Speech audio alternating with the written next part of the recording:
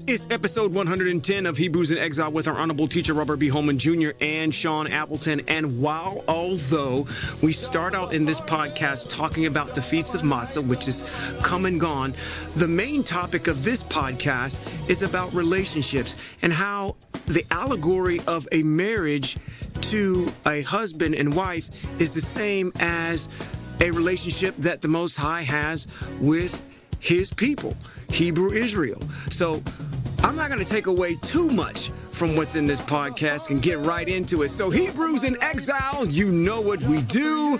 Let's go. This is Rabbi Robert B. Holman Jr. and Sean Appleton. And this is Hebrews in Exile. Woo, you left me. We, as we sit here this evening, we are on the brink of ending the week of the Feast of Matzah, which will conclude on this Friday at sundown. That's right. We got 2 more days of this festival time. Absolutely.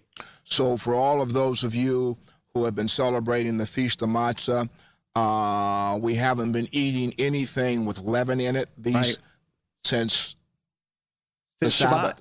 The Shabbat, yeah. Right.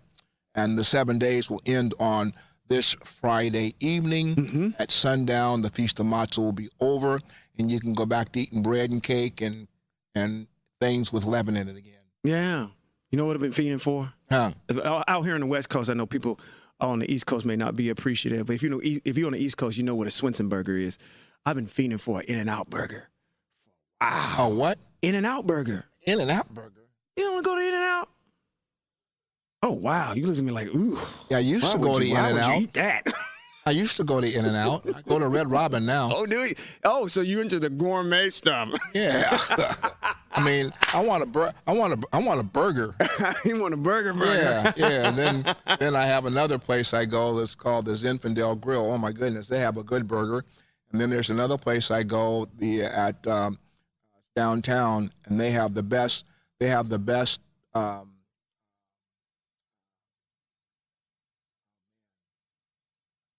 Mandrakes?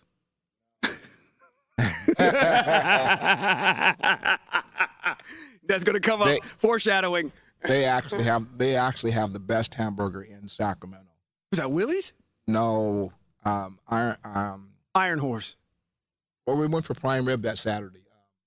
Firehouse. Firehouse. There it is. They have the best. If you go there for their happy hour, they have the best hamburger you ever want to put your mouth into. Well, I'm going to have to try that out, because since we're going to be back on bread, I'm feeling to get back into that. Yeah, for the happy hour and asking for the hamburger, that it's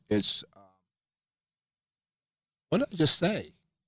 Firehouse. I know. When we went, we had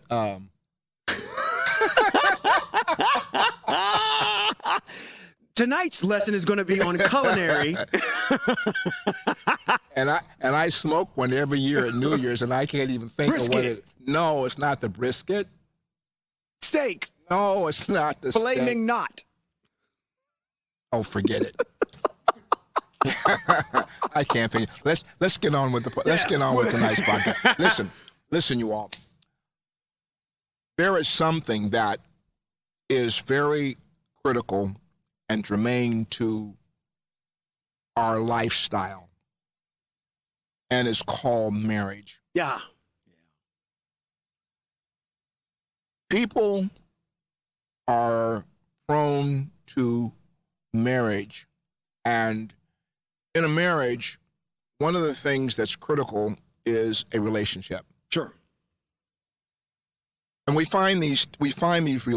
build these relationships over time. We court, and we fall in love. Yeah. And we think that everything is rosy. We go before the whomever, and we say, I do. And in the words of one of the comedians, things are about to change. A show. After you say I do, things start to change. Over time, they really start to change. Oh yeah. And we get very familiar with each other, with our mates, and we lose a sense.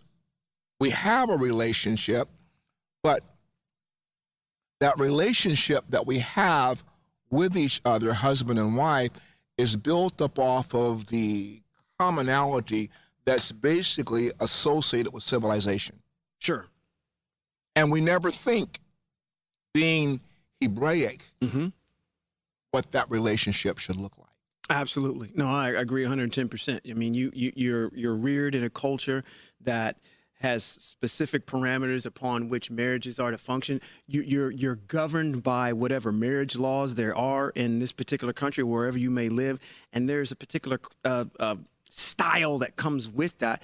That if you're not rooted and grounded in a Hebraic thought, you'll get, encapsulated in the things that are germane to that particular culture.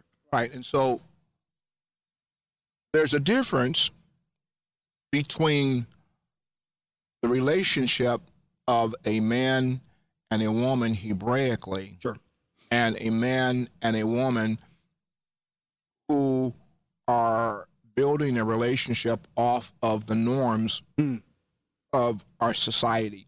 Sure, and that's ever changing. By the way, that's right. I mean, that's an ever evolving thing. I can appreciate, as my parents were married. They're still married, but seeing their marriage evolve over time, what it was like back in the 70s and 80s versus the way it is right now. Not to say that anything's wrong with their marriage relationship. They have a beautiful marriage relationship, but just to see the differences between what those core values were at that particular time versus to a person that's getting married now, what that actually means. They're two diametrically opposed thoughts. Yeah, and the question becomes one. I taught a marriage seminar. Mary and I taught a marriage seminar for some people many years ago. We had a marriage seminar conference up in Tahoe, and she and I taught a marriage seminar there. And but I wasn't Hebraic then. Right. We function in trying to have a harmonious relationship with each other after we get married. But let me say this. There is scripture text says, whom Yahweh has joined together, let no man put asunder. So the joining and the coming together of a marriage is at the, I want to say, at the order or at the, what's the word I'm looking for? It's something that the Most High does. Yeah, it's at the behest of the Most High. Yeah. You're made it, the text says, man, what is it? I can't get my thoughts together tonight. Think about that Firehouse Burger. Yeah. Yeah, because we've been on the Feast of Matzah, I'm thinking about food. Right. But no, he who findeth a wife findeth a good thing. Yeah. So now the pressure or the impetus is upon the man to find his mate. Yes. But after the man finds his mate, there has to be a joining together, or there has to be the presence of the Most High in making that union that he joins together fit and work. Yes. If I you know what I'm saying? Sure. No, I mean, the thought that I had as you were explaining it was I'm kind of stuck in this little area right now when you just mentioned he who has joined these two individuals together, the Most High has done it. Yes. And it's the Most High's behavior, not only with a marriage relationship, but also with Hebrew Israel, which is a marriage relationship as well. When we look at text, the Most High has mitzvot that says, even with, as we're going through the process of looking at King Shaul, there's a mitzvot that says, I am going to pick your king for you. Yes. You do not have the ability to pick your king. Anybody that comes along that lineage that I put in as a Kohen Gadol, that's somebody that I'm selecting from this particular group of individuals. So the Most High, when it comes to leadership within a relationship, not only a marriage relationship, but in just a communal relationship, he's consistent with his behavior, saying, listen, I am going to put this person in place. And that's one thing that as young women are looking for or mates and courting, you have to understand that, hey, is this something that's germane? Is this person's actions and behavior at the behest of the Most High, where I can clearly see Torah with inside them, and I can submit to that? Yeah. Now, understand something here, okay? The Most High, out of all, if we're gonna make nations, we take nations and put nations in the place of a human individual as one body. Mm-hmm. Nations are always the woman, or always in the feminine context in relationship to the Most High. Yeah. So out of all of the nations, the Most High chose Israel to be his wife. True, very true. And interesting enough, as we talk about her, and I don't advise any man looking for a wife to look for a wife that has these kind of traits. Yeah.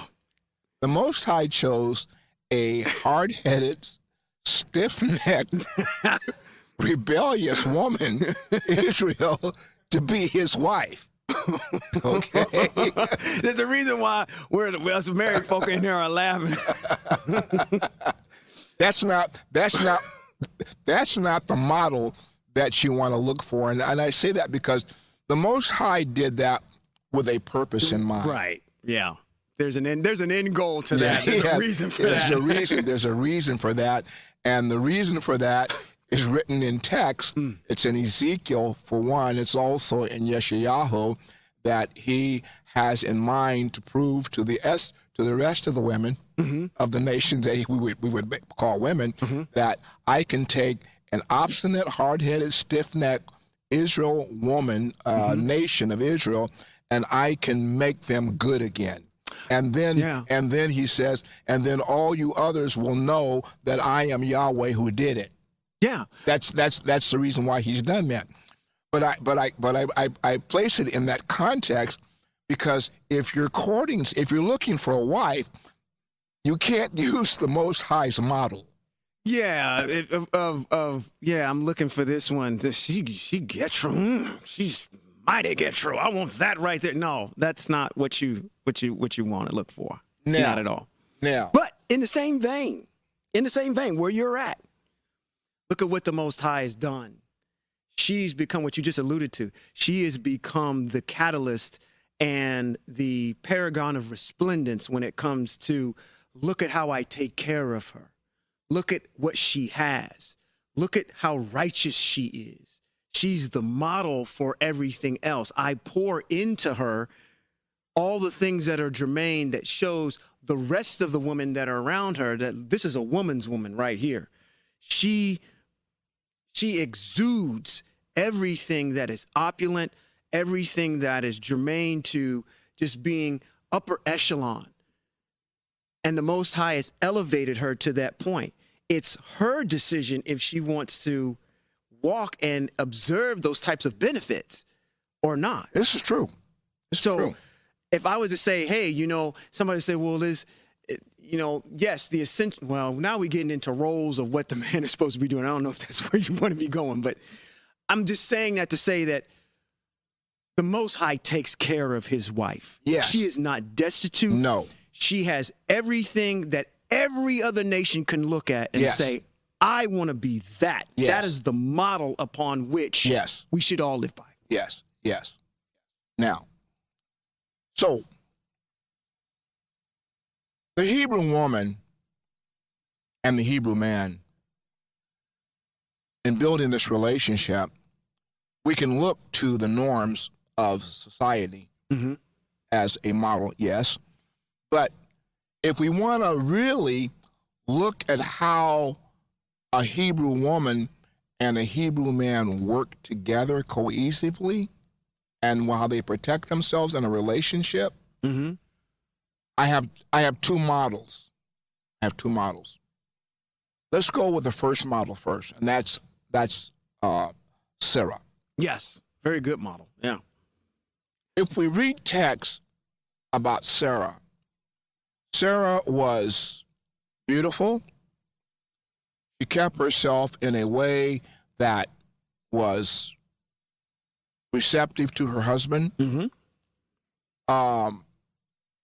I don't find anywhere in text where she had a real big argument with him, except for when it came to the issue of the fact that she was barren. Mm-hmm. And in Hebrew Israel, it was a disgrace for a woman after a certain period of time to be barren and not have a child. And she was disgraced by that. Mm-hmm. And the discussion that she had with her husband was over her desire to give her husband her handmaiden Hagar. Yeah.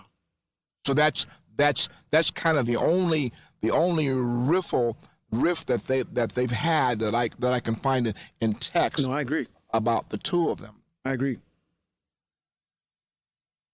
She was a person that Abraham could depend on, and she did primarily the same things that he did.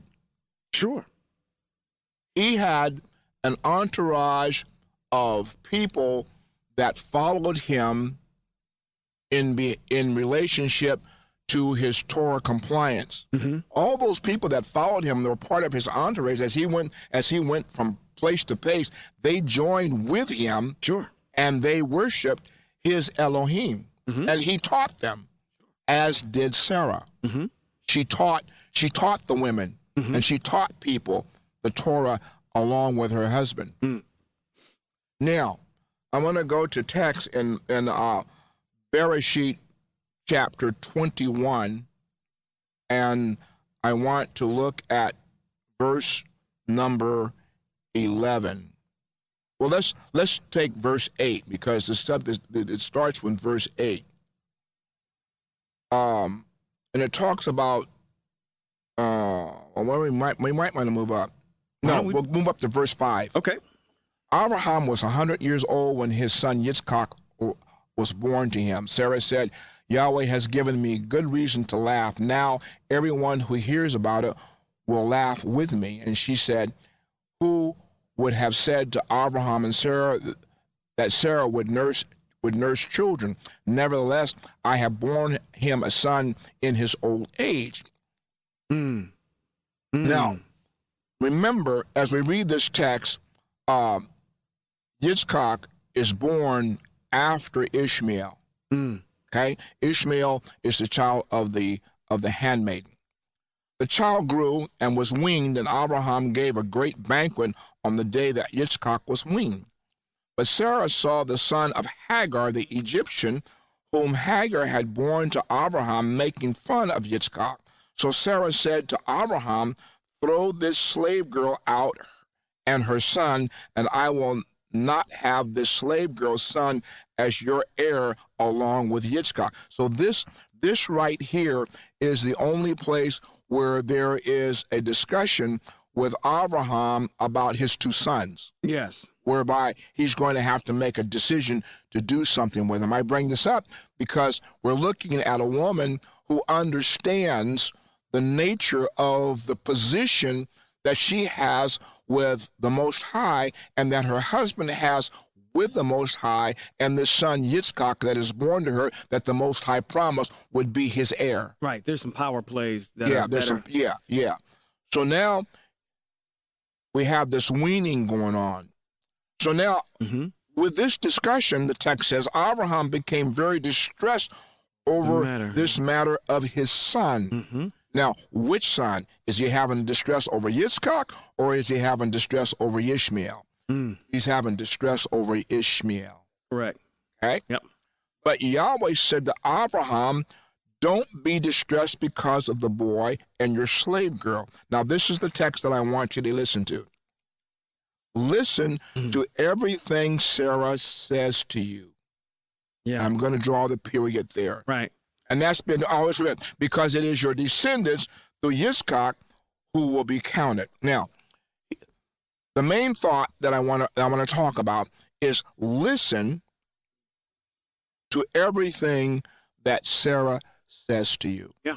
That's relationship. Absolutely. 110%. See, if you and I are going to have a relationship with a Hebrew woman, men, we need to count them as being valued in the relationship. Right. That's right. That's right. Because the thing that they're going to do for you and I, if they are walking in Torah, and if they are connected with the Most High in a way that you see, okay, they're valuable to you. Because now we go into text, we go into Proverbs, and says where Proverbs talks about the virtuous woman. Well, Sarah is a virtuous woman because a virtuous woman is going to build her house. How is she going to build her house? She's going to build her house off of the principles that are germane to Torah, which provides wisdom, knowledge, and understanding. Oh, yeah. Absolutely. Absolutely. You know, can I do another shameless plug? I did one on Shabbat. I'm going to do another one. Hey, I'm going to do another shameless plug. This is exemplary. This is something that's very cathartic that I had mentioned this past Shabbat that I just found not recently but it came to my attention as we were getting ready to celebrate Pesach. And this particular week, me and my wife just celebrated our 19th wedding anniversary. And it's funny because you were there when you married us. 19 years ago.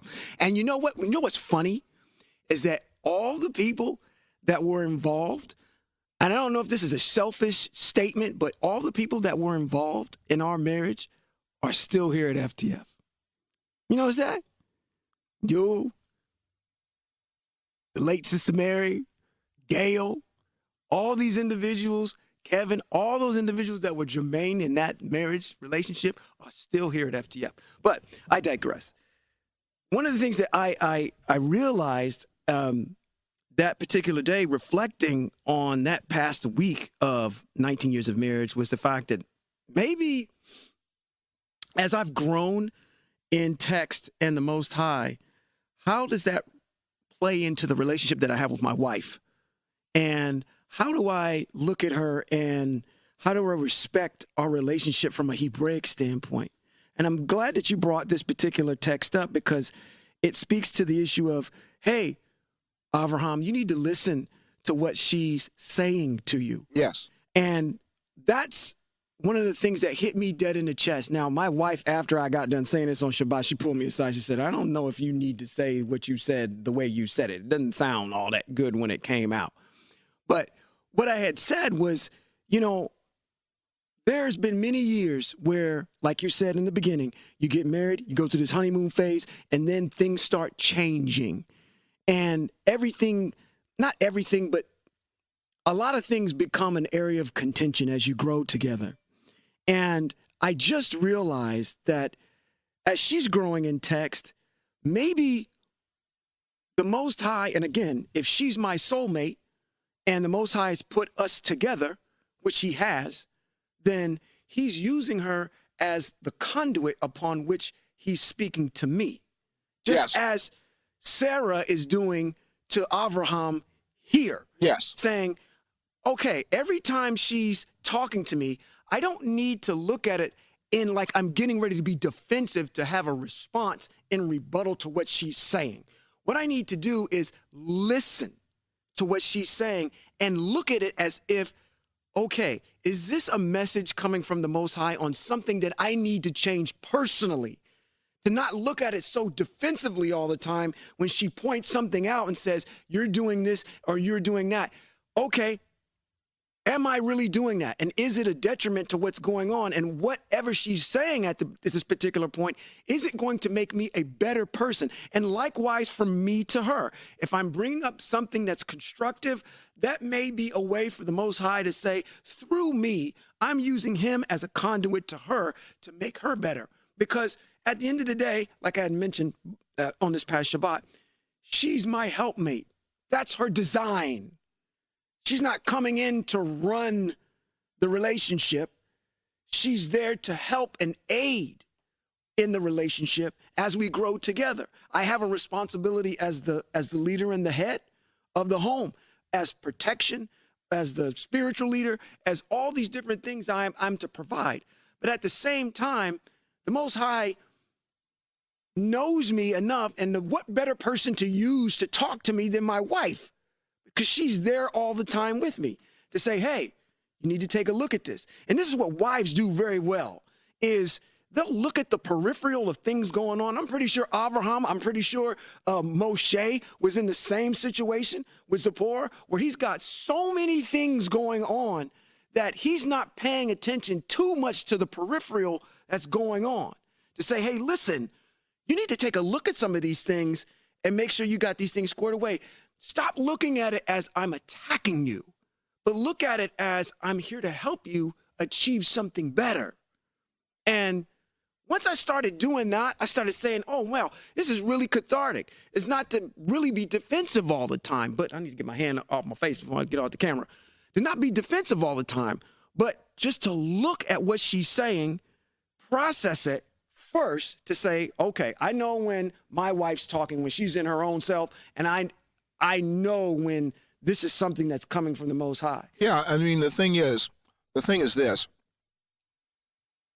As the priest of your house, every Hebrew, every true Hebrew that is in a relationship or is married to a woman is supposed to be the priest of his house. Sure. And being the priest of his house, it's his responsibility to walk in and understand the mitzvot application that he's supposed to have with his wife and with his children and with his family. Sure. Okay?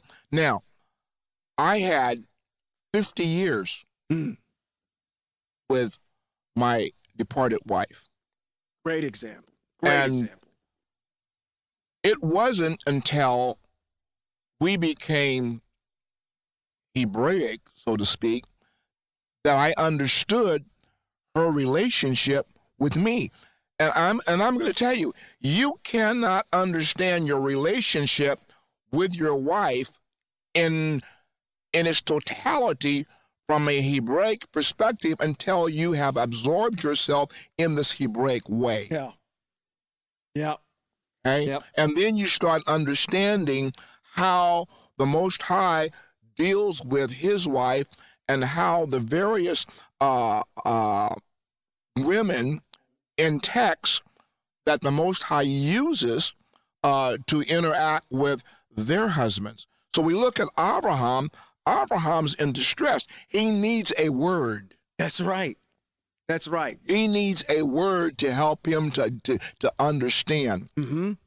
My wife used to sit at the table, or she would be in the process of whatever she was doing, and she would call to me. Mm-hmm. And the way she would call to me, I knew that what she was getting ready to say to me wasn't her badgering me. It was her saying to me, I need to talk to you. Right. And when she would say, I need to talk to you, I knew that what was getting ready to come out of her mouth was something that was directed from the Most High that I needed to know that I didn't see. Yeah. Yeah. And I needed to listen to her. Yeah. And that's the spot. That's the spot we want to be in, right there. Now, please understand, we get back to this idea of whom Yah has joined together. We had some tumultuous years being Christian and trying to be a husband and wife and trying to model our lives off of the norms of what we saw. It wasn't until we became Hebraic that we began to model our lives off of a relationship that both of us had with the Most High, that she could speak to me, and I knew that what she was saying to me was coming from the Most High, and I could speak to her, and she knew what I was saying to her was coming from the Most High. Yeah. Yeah, it'll resonate like, oh, okay.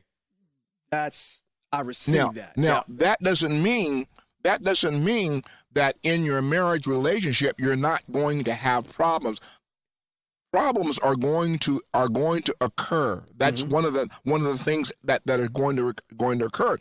You can lessen the problems if you walk according to Torah and you understand Torah principles. Yes. Now, let's go to our other character. Sure. Go to our other character. Because you just raised the issue about how we men can become so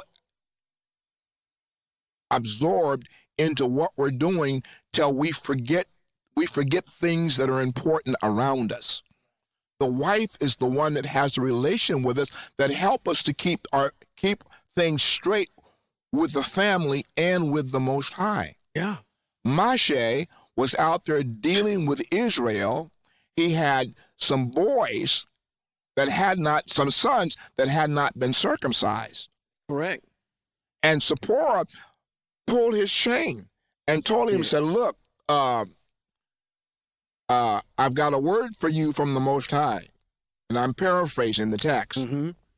The Most High is about to smoke you. Yeah. I mean, he got ready to take you out. Right. I know you're the leader of Israel, and he's dependent upon you, but he's getting ready to take you out. Why? Because you have these sons over here, and your sons have not been circumcised according to Torah. You've neglected that. So either you take care of it, or the Most High says, you're not going to be here. See, now, prime example. One could look at that like, oh, she's badgering about this particular issue. Okay, I need to get this. Okay, no. There is something particular that you need to take care of. And if you continue to have this facade of being adversarial or defensive every time she brings something to you, then you're never going to be able to hear from the Most High. And especially, let me just throw this in here, especially if she's in those mitzvos and if she's decided to be a Nazir, then you better really look out at that particular point. And y'all know what I mean, but if she's a Nazir. Maybe they don't. Maybe they don't? No. Okay. There is a particular set of mitzvot that talks about making an oath to be a Nazir. And there's some particular criteria that come with it about not having intoxicating drink and not having anything that comes from the vine, raisins, skins from grapes, even grapes. Whose wife was like that? Oh, my goodness. Whose wife was like that? Yeah, whose wife was like that? That was a Nazir? Yeah. Oh, man. Whose wife was a Nazir? Wasn't it Samuel? Whose wife was it? Wasn't it Samuel?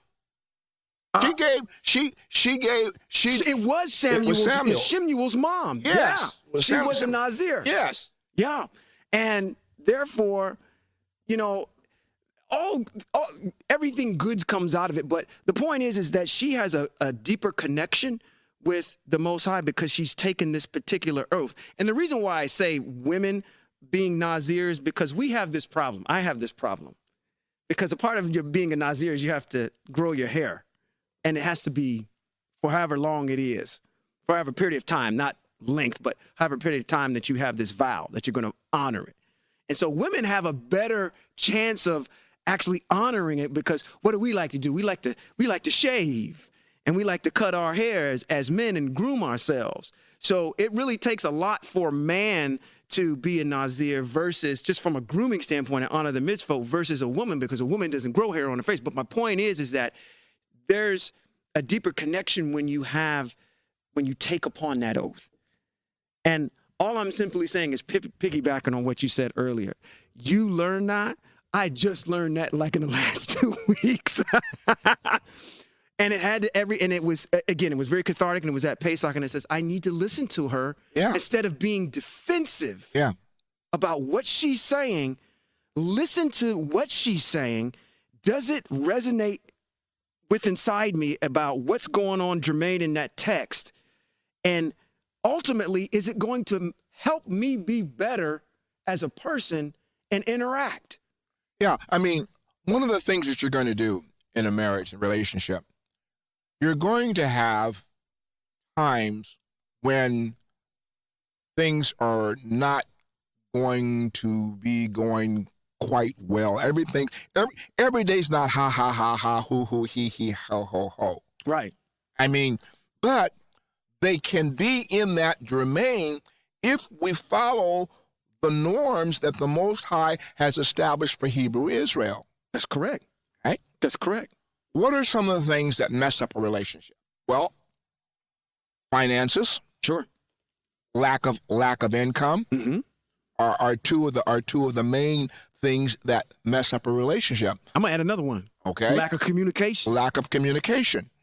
And one of the things that we find here in text with Abraham and Sarah are in communication with each other. Yes, they are. And they're following a path and a pattern that the Most High has laid down for them in order to facilitate the bringing forth of this opulent nation. Sure. Sarah and Abraham are prime examples of what the nation of Hebrew Israel is supposed to look like to the Most High. Absolutely. In every which way. You know what? You're on a roll. I don't want to break your thought pattern. I'm gonna tell you what. There's an old saying that an old pastor told me a long time ago. This is prior to me meeting you. I'm not saying that may have came out wrong, but You trying to say? I'm not trying to say I'm that. old? I'm not trying to say that you old. No. That's why I said that came out wrong. I got to work on that. He said, germane to what you were saying about relationships being Well, tumultuous. I am an octogenarian. You are an octogenarian. Listen, you could be a quintaquagenarian. Sitting over there. He had said to me, he says, Sean, I'm going to tell you something. If life was sunny every day, then life would be a desert. You need to have rain sometimes in order for things to grow. Because if every day was a sunny day and everything was happy all the time, then life would be a desert. You'd just be sun all the time. But you need these types of things in order for things to grow, in order for you to grow. So you embrace them, you grow from them, but at the same time, there should be some type of lesson that's in there where you can glean something from it. Yeah, and being absent of Torah,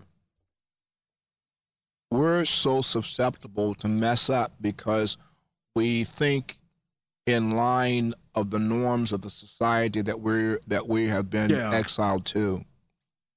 But once you become Hebraic and your mind thought process functions within the wisdom, the knowledge, and the understanding that the Most High has given us in terms of how we're supposed to function with our mates, how we're supposed to function with society, how we're supposed to handle our finances, how we're supposed to handle the various things that come in our life every day. When you're Hebraic, you think along those lines. So, I mean, as we talk about relationship, I wanted to share the idea that as men, our wives are very important to us, and to have a harmonious relationship, you have to put the Most High first in the relationship. Absolutely. It has to start there first. And with that, you have to have some sense of fear, and not only in awe of him, but actually also in fear of his actions. Because here's one of the things that the Most High will do. When the Most High's wife acts stupid, the Most High will come out against her. He will. And I'm not saying that that we should do things to harm or hurt our wives, but the Most High will come out against her to bring the necessary correction that needs to be done. But here's the interesting thing about it. The correction that the Most High comes out against his wife to bring, he brings it with love. Yes. He doesn't bring it with while it may seem like, as you read text, he's trying to destroy her. He's not. He's doing it because he loves her. Right. It's not something sporadic either. It's like, listen, you've had individuals that I've put in place so you could hear what the parameters are. It's not as though you're not aware. It's not like the Most High is a tyrant just waiting for something to go wrong and to jump. No, you've been given fair warning on how to act. And that goes for both, at least in a marriage relationship, that goes for both parties. If both parties are aware of the mitzvot and are walking therein, again, you know, things will be harmonious. But yeah, the Most High is not, he gives fair warning. And when he acts, he acts. But, I mean, there again, we don't want to give license to anybody. So, well, see, the Most High rained down on them, raining down on you. Like, no. That does not. As a matter of fact, if you are in text and you read text, you'll find, and correct me if I'm wrong, you will find that there are more mitzvot that protect the woman than there is protecting the man at the end of the day. Right. There are mitzvot that are germane specifically how a man is supposed to treat his wife. Exactly. And what that's all about. So I know that there's probably questions like, well, you know, probably stemming from this, people in the chat are like, well, let's be specific. And that's a whole nother different lesson and teaching, because what you're asking us to do is strip everything that we know about this society, which we can do. Yes, we can. And make some type of correlation to how a Hebraic relation is supposed to function, because we're in exile. And all we know is what the nations tell us to act and function. You can turn on the 6 o'clock news. You can look at Love and Hip Hop. You can look at all these relations. This is how we're supposed to interact. No, that's the way they interact. Hebrew Israel has a different way of functioning, and yes, again, yeah. It'll be more pliable in your spirit if you're in the mitzvot already, and they'll just pop right off of the page too. So it'll be easy for us to kind of do something like that. In the future. I just wanted to bring this subject up tonight because we talk about a lot of things, but relationships are something that is very germane to our society that we're living in, and I'm just saying to the men who have wives, text provides for us an understanding that we need to listen to our mates, particularly when we're in distress, because they may have the direct words to help us to understand and to be able to overcome whatever we're dealing with, such was Abraham's problem. Mm-hmm. You know, I've got a son. You want me to send him and Hagar away? I'm like, but I love Ishmael. Yeah. You know, and you've given me Hagar, and she's been a wife to me too. And, you know, now you want me to send her. I'm distressed over this. Absolutely. Absolutely. So I need a word from the Most High. Yeah. And when I'm not getting it, I'm hoping and praying that I have a mate that has a relationship with the Most High that can give me some sense of what's the word I'm looking for? Consoling, or some avenue to understand. Yeah, kind of like a recentering. Yeah, you just can't treat her like she's just what? Well, she's just my wife. No, she's not your wife. She is bone of your bone and flesh of your flesh. Yeah. She is part of your mental process. That's right.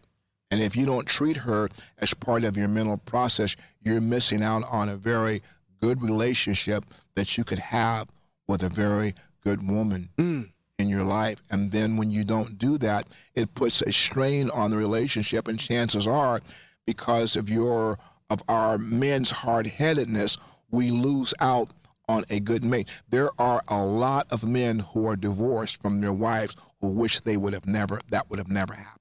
Right. That's right.